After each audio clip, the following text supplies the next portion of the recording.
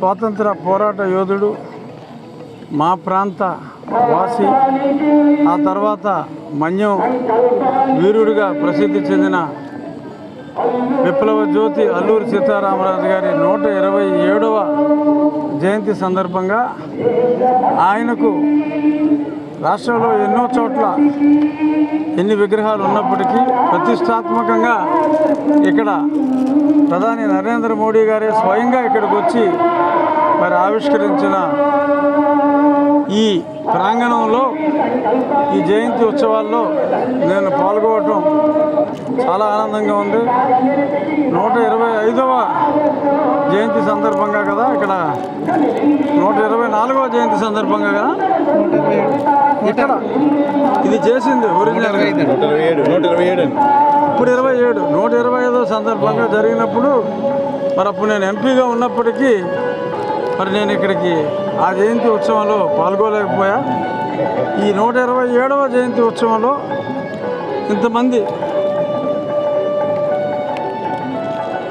యువ ఆరు కుర్ర అల్లూరి సీతారామరాజులతో కూడా కలిసి ఈ చక్కటి ఉత్సవంలో పాల్గొనటం చాలా చాలా సంతోషంగా, స్ఫూర్తిదాయకంగా ఉంది. ఎప్పటికీ కూడా తెలుగు జాతి ఉన్నంతకాలం ప్రజలు మర్చిపోకూడని ఉన్నత వ్యక్తిత్వం ఉన్న మహా వ్యక్తుల్లో సీతారామరాజు గారు అగ్రగణ్యులు అనటంలో ఎటువంటి సందేహం లేదు.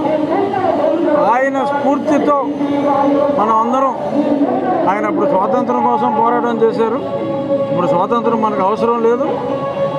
మన హక్కుల పరిరక్షణ కోసం, మనకు కావలసిన పనులు సాధించుకోవడం కోసం అల్లూరి సీతారామరాజు బాటలో, అంటే ఆ స్ఫూర్తి మన అందరిలో ఉండాలి అని మనస్ఫూర్తిగా కోరుకుంటూ,